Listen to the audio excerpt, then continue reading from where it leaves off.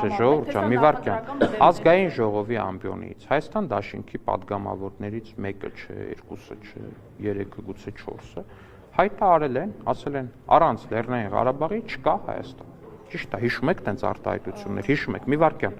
Հա, դե հիմա մի խոսքով իրանց падգամավորներից հայտարարություններ եղել են նմանատիպ, ասել են, առանց Լեռնային Ղարաբաղի չկա Հայաստան։ Հազար ներողություն, Լեռնային Ղարաբաղի լուծարման հրամանագիրը իրանք ստորագրել են։ Անցել է դրանից 3 տարի համարյա։ Անցել է դրանից 3 տարի համար։ Բա ինչ են եկել այստեղ Հայաստանում ընտրությունների մասնակցում, կրթության հարց խոսում, սոցիալական հարց խոսում, այս ինչի հարց խոսում, այն ինչի հարց խոսում։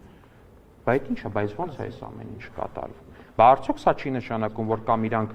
շատ վատ մանիպուլյացիա էին դիմում այն ժամանակ, կամ ուղղակի հիմա մարդկանց աչքին թոզ են փչում, այս թեման ուղղակի մի պահ սառեցրել են, որովհետև հասկացել են, որ Հայաստանի Հանրապետության քաղաքացիների բացարձակ մեծամասնությունը կիսում է այն տեսակետը, որ